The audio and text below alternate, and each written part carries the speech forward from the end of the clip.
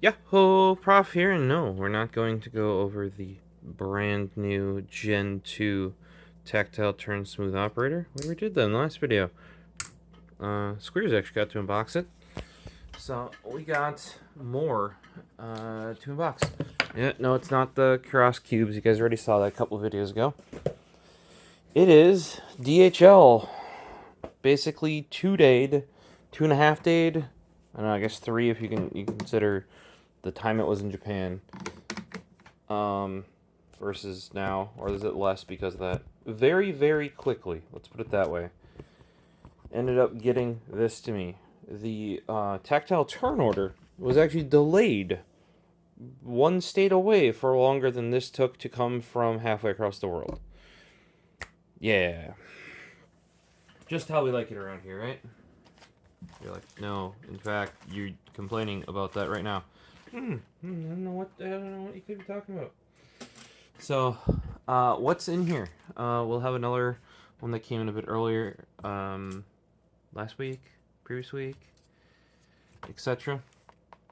What is in here is something that I've definitely been waiting for, and why I'm doing this at 3:37 in the morning when I should be making food and going to sleep. But I really want to open this up and see it. So, we're making this video. So, letter opener it is. It's been sharpened. They'll probably do a better job of it.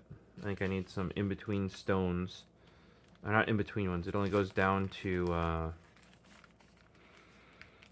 900 grit, I want to say. Which is far enough to make it sharp, but not far enough to make it really sharp.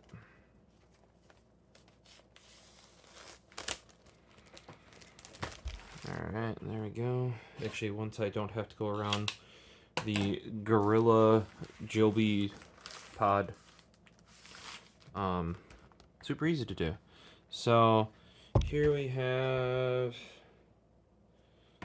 Again, this is to me and my Japanese forwarder's address right there.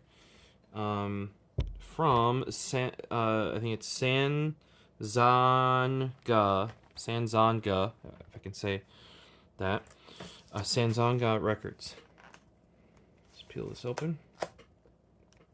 What? Why is this always my...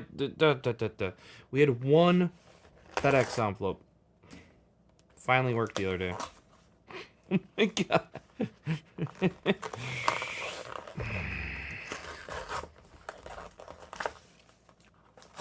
This is why they might as well just not even put the pull strip on. And I know they opened it to check what it was. So, I don't know. They taped it down here, so they must have opened on this end. Maybe they knew that the tear strip is just so shit that they just shouldn't even bother attempt using it.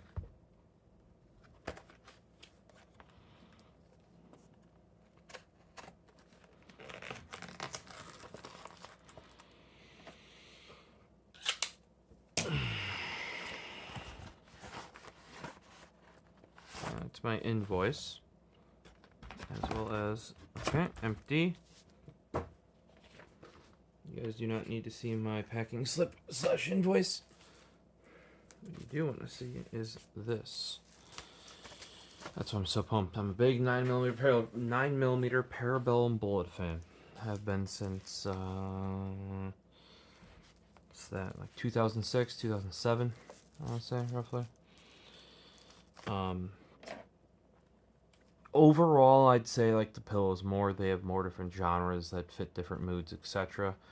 But for a band that basically, since I've found out about them, have followed them, and like listened to their music. I mean, the Pillows I listen enough to do that, but like I've every one of their albums.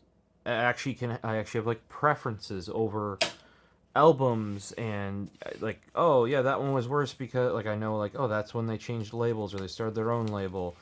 You know, that's why production quality is a little bit worse there, or etc. You know, like that sort of stuff. I don't know. I enjoy, if possible, following bands that are still active. Will I stop listening to them if they become inactive? Nope. plenty of like Ellegarden, Sparta Locals, and you're like, hey, all those are back together. Yeah, it took them 10 years. A lot of right before COVID, a lot of these bands were either planning to get together, or during COVID, a lot of them took the chance to like get back together.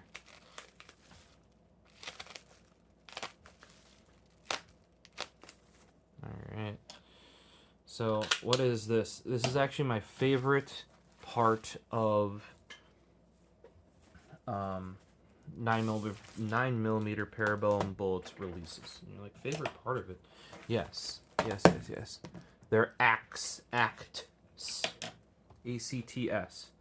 And you're like, what do you mean by that? Well, it is, okay, the tip on the letter opener has gotten worse. That used to be the best part. Now it's like the worst part. Probably because I've used it. This part back here, real nice now. So I don't really care too much about this. Like, this isn't an amazing knife. I just think it looks cool. It looked like a letter opener, etc.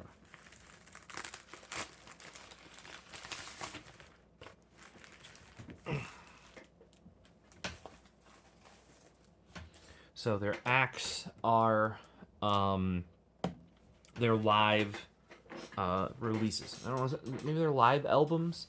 I think they're more of like a live, not a compilation. I forget. There's a different thing between like a concert and a like basically what a lot of these are is they will do a whole tour, and then you get what they considered like their best performance of each song they played.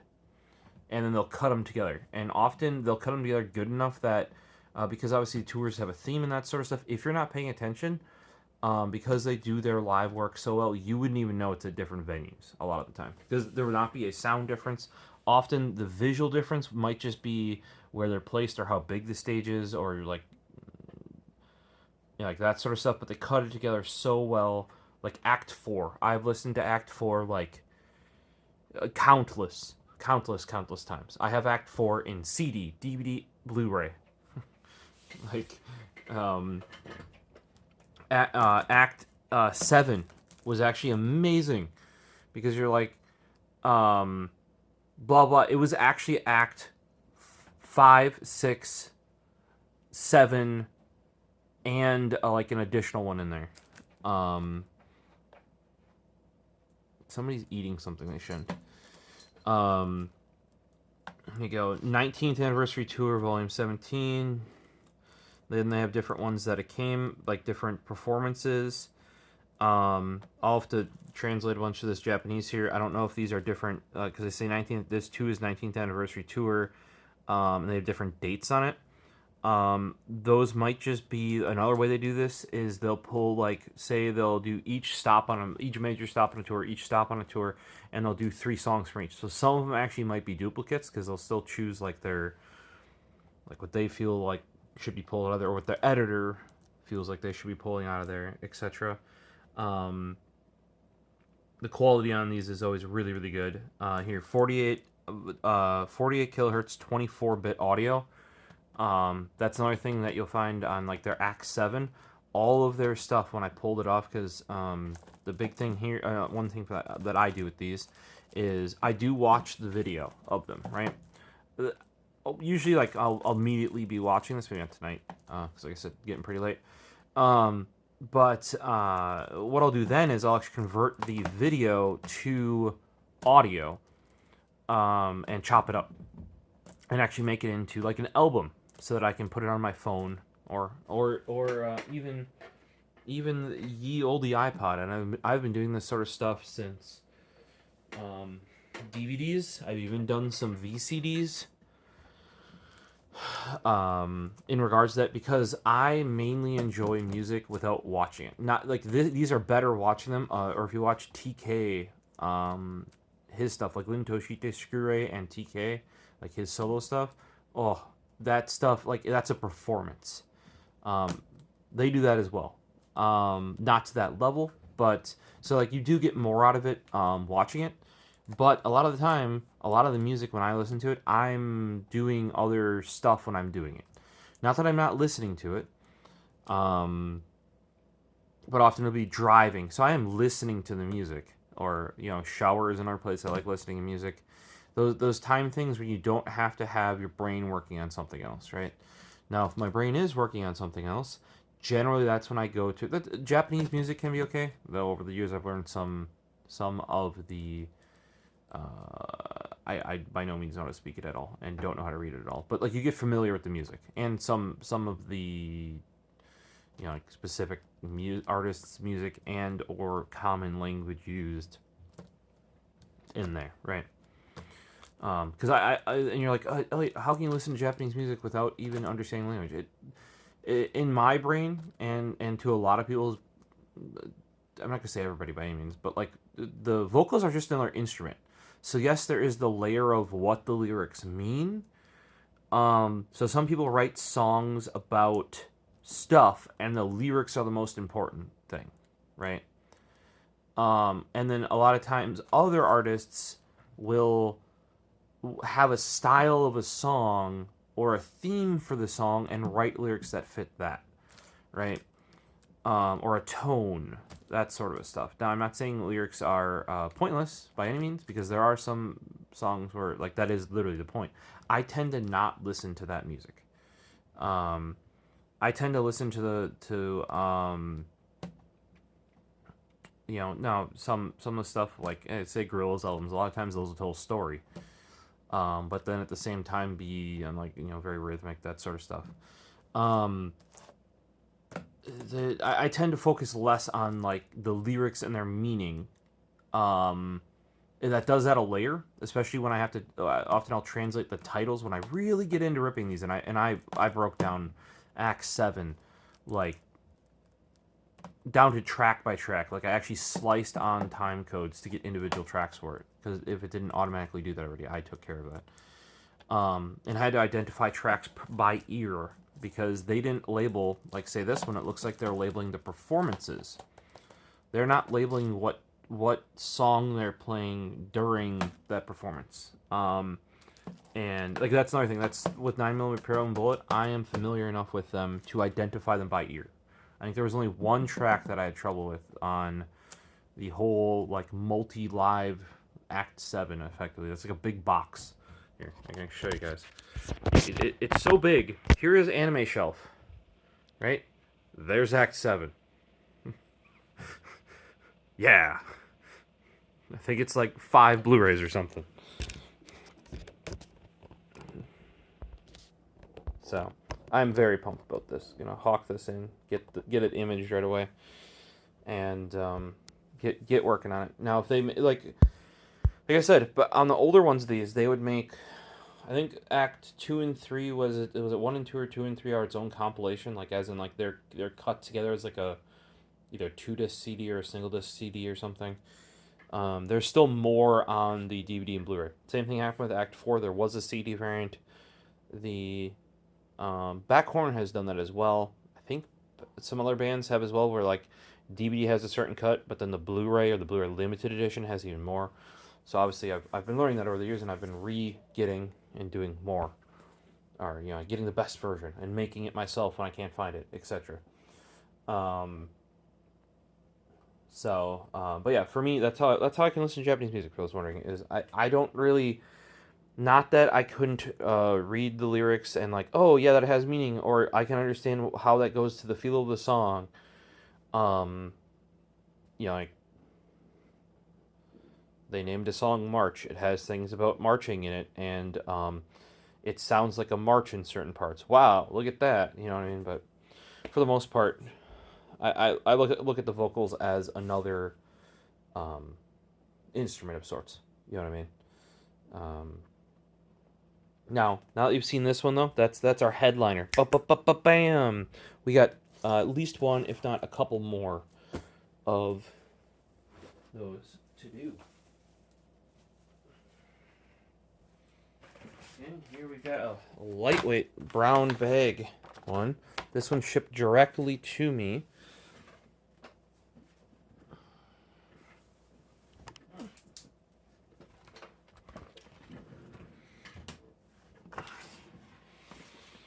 I'm thinking I know which one this is. I think it's from Bandcamp.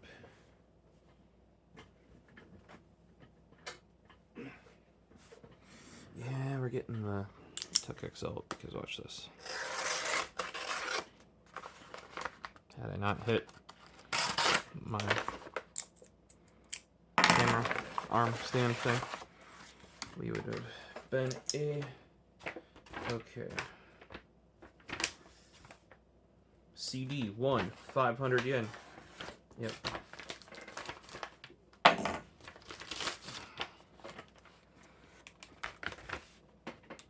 I think I know which one this is. I think this is the one I missed from Ferret Noise.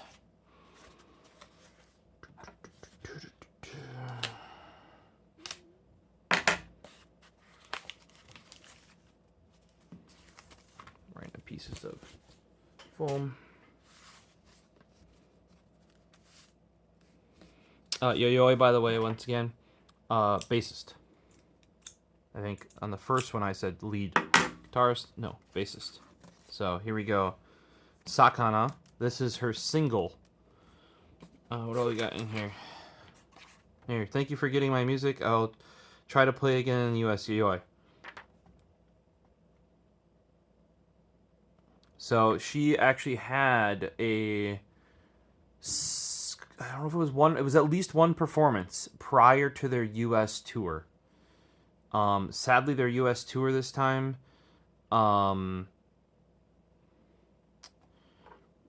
did not come to the Midwest. I think she might have played in like Texas, but then it was mostly like I think Texas, West Coast, and then East Coast. They will actually make a stop in Chicago. I've seen them before. I've not seen her, Ferret Noise on her own, but that was her first U.S. international performance, solo performance. I think she played with some local bands before. I'm trying to remember exactly, but hey, that's awesome. Props. Unique music for sure. And this will get added onto I have all of our other stuff over here. For some reason, I missed this one. I bought it as a digital single. Oh, I know how, and I should have messaged her.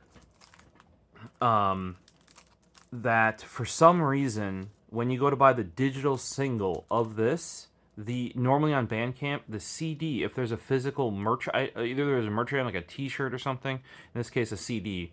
If there's a CD version, when you click on the digital one, it'll be like, oh, do you want digital or do you want digital plus CD? This was not on that page.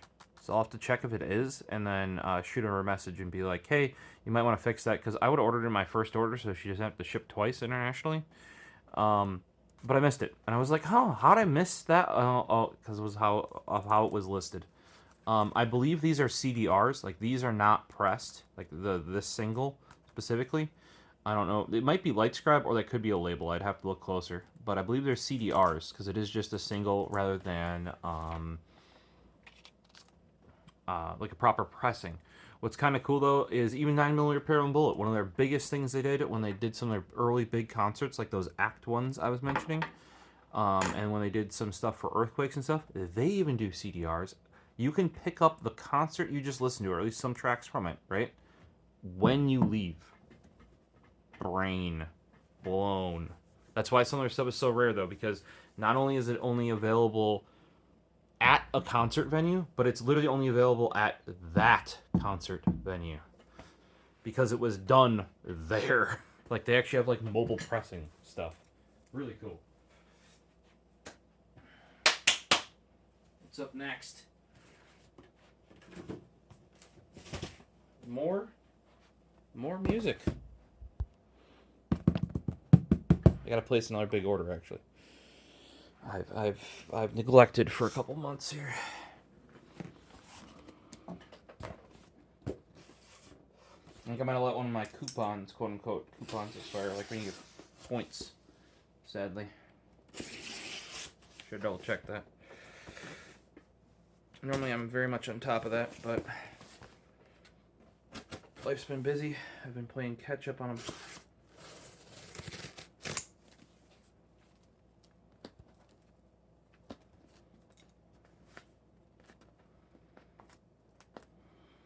And a bunch of other stuff.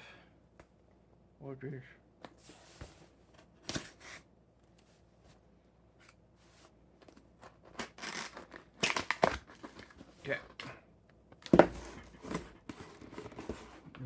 Come on.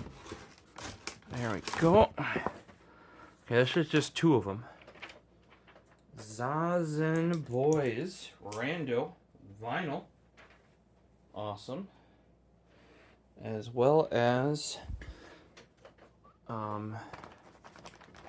there's a lot of puff in there. Straightener 25th Anniversary Rock Band Blu-ray. Blu-ray. Yes, Japan's still all about the physical media. This is a thick package for one vinyl and a Blu-ray. Holy jeez.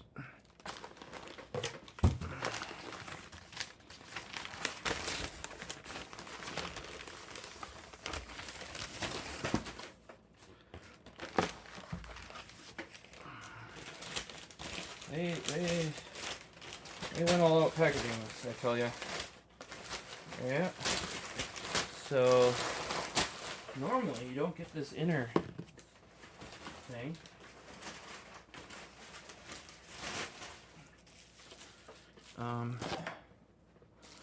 See, I don't think the Straightener 25th was actually that. Should check. I think this Blu-ray was actually cheaper than the vinyl, if I recall correctly. Double check, man. Got this from CD Japan, by the way. Often you'll see me get stuff from HMV. Straightener, 6,000 and 6,500 yen. So very similar pricing. So you can either get yourself a Blu-ray, right here, 25th anniversary band. This is the 2023 10/15 at Nippon Budokan. So, Straightener is another one of those bands. I'm not gonna say all the ones I listen to live because I don't want to say like every band is better live. Like I actually think was it Koshu Ni? If you see their normal concerts, I don't know. I think their production not as good as it could be. Now the really big ones they put on a freaking show. Straightener though was one of the ones very early. I wasn't super into them, but during COVID, like they were gonna have some like bigger things, bigger concerts, and then during COVID, they did, or just Chrono-chan, if you guys are wondering when I say that, what that means. They did, I think it was like 2 or 3 concerts, and they were like really intimate studio, live ones, and just crushed it. Like you could tell they were vibing too, and that's always good. Like, cause you want. Like, if the band is into it, even better. You know what I mean? And I really do think Straightener has a sound that can be aided by a live performance. Another band that is like that is a Bump of Chicken. You've seen me. I buy basically all of their live stuff. I only buy their like singles if it comes with live tracks or a live concert or something. And I'm not saying Bump Chicken is bad, but a lot of their stuff, like when they did their Pokemon theme, they did the recent one, it was like overproduced. Like you could tell, like I feel like the song was good, even if you look at their opening for Spy Family, it's a really good song, but you can tell like it like sometimes they're really popular, not like really popular stuff. The stuff they make for very popular IPs, right? They're like tweaked too much. You know what I mean? Like where it's like, you've taken any of the like the extra zest or flavor out of it. Like you've made sure there are 0 possible, like this is as clean as it can possibly be, and we've tweaked it. Oh, like this needs to be up that, like, and it's just a little too far for Bump Chicken. On like especially like I said, if there's stuff made for, and I can understand why they do it that way. That's the way that wants it. It's just like their actual sound. If you listen to their more albums, not like the singles or stuff based around like when they make songs for big IPs.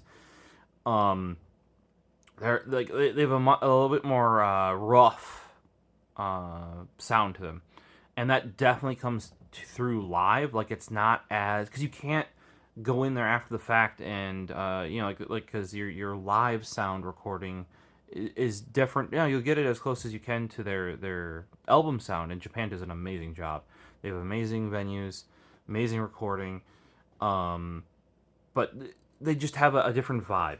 You know what I mean? And I like that Bump Chicken's live vibe is better. Straighteners, oh, like many of their stuff, like I feel like they're, you know, like here, for example, look on the stage. 9mm Pyramid wants to put on the big show. They're really far apart, right? Because they move around a lot, stuff like that. It's a lot more intimate with Straightener in many cases. And some of their stuff, they're like, you know, you take a studio room where you might normally record like a drum set, you know, like a standard one like that, and they maybe a little bit bigger than that, but you know, like they get the whole band in there and they record it like a studio live session. You know, even compare that to like Soil and Pimp sessions, which does have a couple more people, but you know, they're in a studio. Like their studio live thing seems to be set up where like you could do like them or even bigger easily in there. You know, but I really do like Straightener's sound. Um, some of their older stuff I do prefer, like Graffiti album, which is a newer one. That's kind of going Bump a Chicken route a little bit, because some of their styling cues are coming back from when they first started, like both like audio and visually. So that's coming back more in style, quote unquote. So I feel like they're leaning into it a little bit heavier on some stuff. If I recall, Straightener got tapped for some bigger, like I don't remember if it was Graffiti or some other stuff that came out since then. That was like a bit more pop. You know, like kind of leaning more towards pop. I would say, not that it's bad that things lean towards pop. Pop is what's popular. You know, like classic rock is or was pop. You know, different genres can be pop depending on when. You know, like in the U.S., a lot of times people think pop and they're like, you know, it's like X big artist, and a lot of those are vocal forward, always. But you know, like theoretically, The Killers was pop. You know, very much so.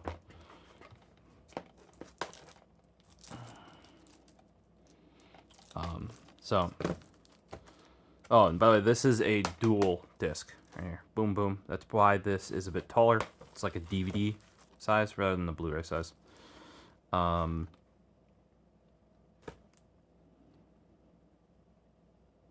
I don't know. It's 7150, but then it says 6500 with something 10%. I don't know what that means. But we got these two. Now let's crack this open. It's been a while since I've had a vinyl like in a. Oh, and this is your Japanese bondage tape, as Marty Carmons calls it. It's like brown duct tape. No idea why they make it brown. It's literally duct tape. It's not that, like, I thought originally it was like the paper tape. Like we have in the U.S. for closing up boxes, so it looks like cardboard, right? But it's actually like a paper, reinforced paper, sort of. That's closer to what cardboard actually is, and it actually is stronger in many cases than using packing tape, like clear packing tape. But no, it's not that. It's actually just like flesh-colored duct tape. Oh, this is like thick. I can see why they needed that box. Like holy, like it's got some chonk to it. This is Zazen Boy's first new album in, I don't know, I think it was 9 years, not 10 years. I think I might have said 10 years when I opened up the CD. I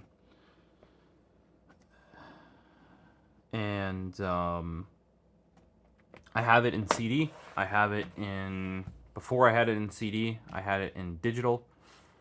And now I have it in vinyl. To be truthful, would I have bought the CD if I had known the vinyl? Because vinyl came out much later.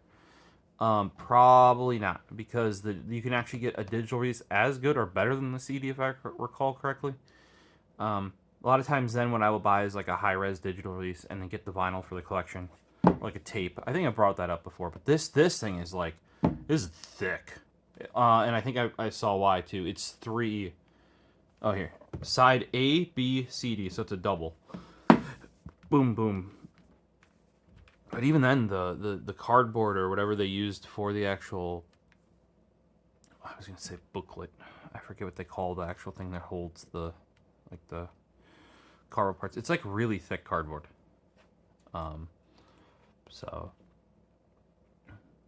But yeah, that is everything that we cracked open here. I'm not too worried about this one, but this guy.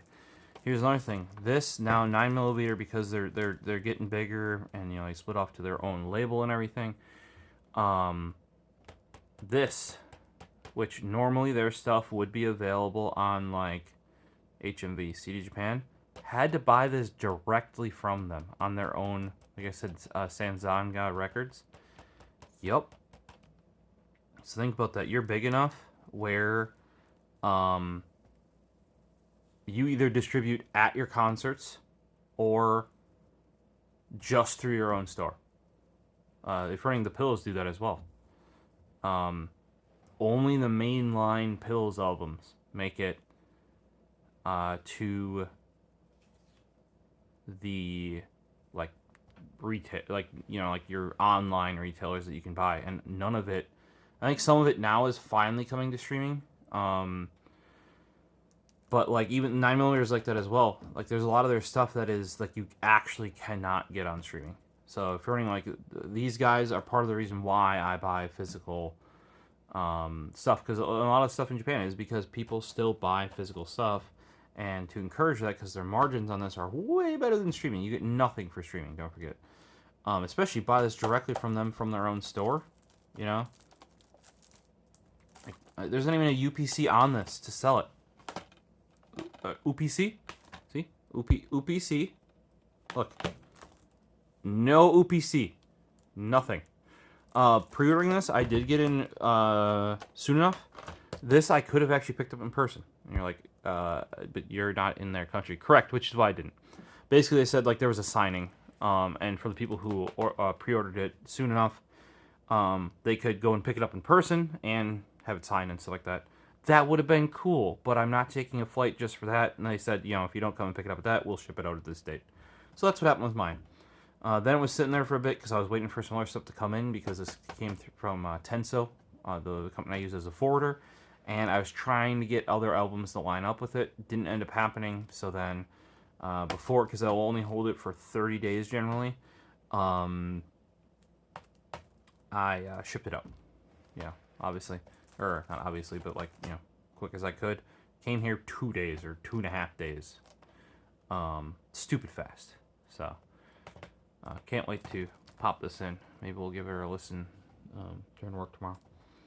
So, well, guys, if you have questions on, like how I get my music, where I get it, that sort of stuff, hit me up. I'll gladly, we got a Discord down below, hit me up there, or over on Twitter. It's where I'm still most active, or X. I've been more active on Threads. Some of you actually like. I want to say like that community might actually be on the replying to things more active. Like Insta and Threads have been more active than Twitter lately. Now I get more people are like clicking on things and looking at it and liking and whatnot on the Twitter. The Twitter, exactly, but the actual like interaction, like as in like typing, people responding, chatting, that sort of stuff. Actually, Threads is probably the most active right now besides YouTube. Which obviously is probably always going to be the most active because there's actually video content like what you're watching right now. If you have questions on how I make that, all of it in fact, into things that can go on this or the device that you're currently being filmed on, I can also help with that. Be aware there is somewhat of a learning curve with some software that goes back to 2004. So the nice thing is CDs haven't changed, DVDs haven't changed, Blu-rays changed a little bit, but not really. Vinyl, always get the right hardware. Tapes, we might have the right hardware. Tapes, as in cassette tapes, in that shiny package right there. So, if you guys are interested in that, hit me up. Let's just say it's going to be very similar to that Moondrop CD player, but from one of the other Chi-Fi brands. Chi-Fi really, I mean, like here, topping. I got my DX9 over there. It's a beautiful object. Sounds amazing too. Down here in this little setup, I barely touch. Not I might use it daily, but like, I mean, I can do, what is it, like two speaker outs, or is it speakers out in quad line outs or something, and they can do both headphones at a time with zero problem. Um, overkill, overkill. Um, can't wait to get it upstairs and get more things going in and out of it, and get the proper studio monitors hooked up rather than those Insignia ones, which actually sound really good, but they're like behind the monitors. But at least I don't always have to wear headphones anymore. So, I don't necessarily do my critical listening, gaming, or any of that sort of stuff in that configuration. But sometimes you just want to throw on like a YouTube or a podcast, and you don't want to wear headphones, you know? So, yeah, if you guys have questions, comments, everything like that, let me know down below. Check out, the video that we just made on, well, a couple of those guys, to be truthful. If you're interested in, everyday carry pens, that sort of stuff. And otherwise, prior to that, underneath the paint markers over there that I need to put away, there's a whole stack of audio that we did not too long ago. So, as always, have a good one. Hopefully see you in the next video. Peace.